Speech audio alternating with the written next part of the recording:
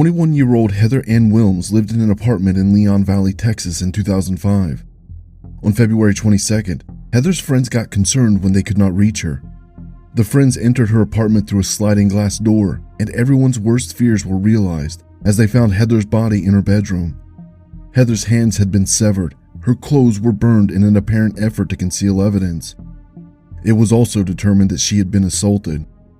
Neighbors of Heather's told police they heard her arguing with a man the previous day. They described shuffling sounds and then silence at 5 a.m. in the morning. Investigators questioned a lot of people close to Heather. One of those people was Jose Baldomero Flores. He went to high school with her and stayed in touch afterwards. Flores was also one of the last to see her alive. Flores denied any involvement, and the DNA collected from Heather's body that belonged to the suspect was not strong enough to match to anyone. 6 years later, in 2011, 30-year-old Esmerelda Herrera's life was taken in a similar fashion to Heather's. She lived in San Antonio, Texas. Her body was found tied to her bed on March 2nd. She had been bludgeoned and strangled. Another fire had been set in an attempt to conceal evidence. This time, set in multiple places and large enough that firefighters arrived to put down the blaze.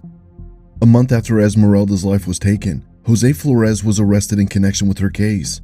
The charges against him were dropped a month later. A request to further investigate the case was denied.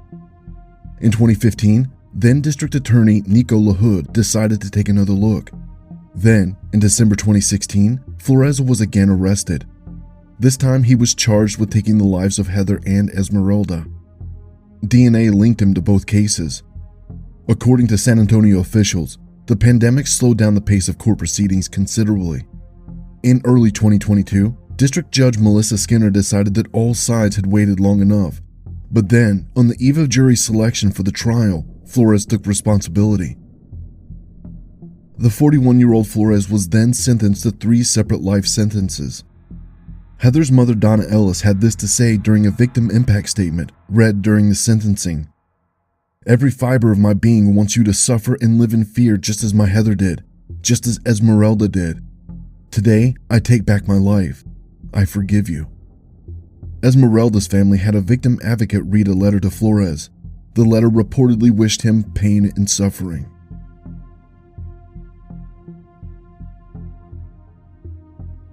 "76-year-old Helen Vogt lived in Erie, Pennsylvania in July 1988. She was recently widowed as her husband Herbert passed away 4 months earlier in February. Erie police were called to Helen's townhouse at 7:15 a.m. on July 23, 1988. A witness grew alarmed after seeing Helen's 1988 Buick LeSabre back out of her garage at a high rate of speed, with the driver of the car wearing a towel wrapped around his head. The witness went to check on Helen and found her body and then called police.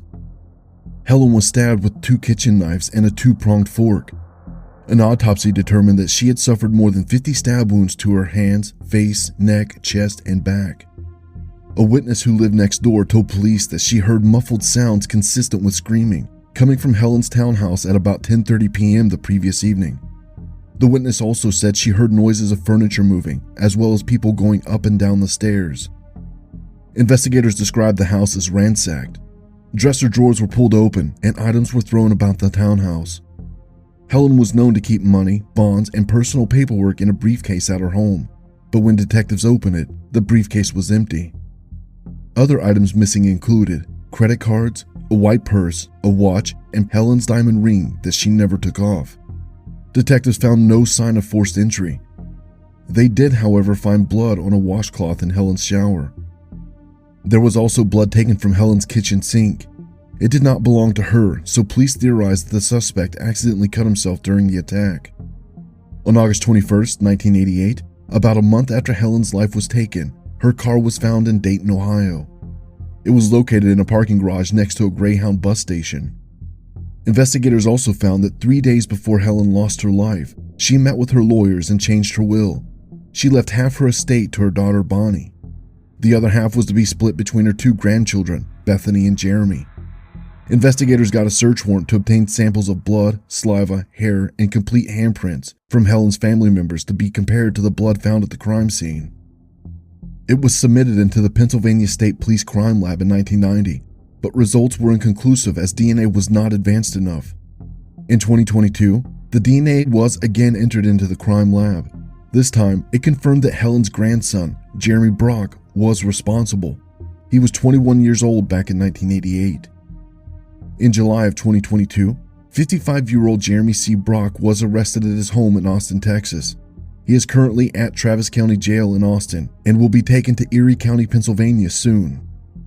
Erie Police Chief Dan Spizzarni said at the news conference, "With the advancement of forensic technology, the Pennsylvania State Police Crime Lab in Greensburg, Pennsylvania was able to reanalyze the previously submitted evidence." In September 2019, human remains belonging to a black male were found on the roof of a building in downtown Biloxi, Mississippi, near the 800 block of Bartha Street. The building was abandoned and had been unoccupied for at least 15 years. There were no clues to the unknown person's identity, and investigators could not find a missing persons record that matched what they knew about the remains. In August 2021, the Mississippi State Medical Examiner's Office, Biloxi Police Department, and Harrison County Coroner's Office teamed with Othram Inc. to use forensic-grade genome sequencing to help generate new leads that might identify the unknown man or his next of kin. Othram built a genealogical profile from the skeletal remains sent by the Mississippi State Medical Examiner's Office. Carla Davis, Mississippi native and genealogist, performed the genealogical research.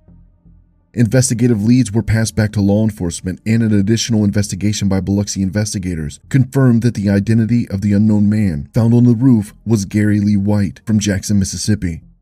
He was born on August 29, 1952. At the time of his discovery in 2019, he would have been 67 years old. How he lost his life remains unclear, and an investigation continues into the circumstances.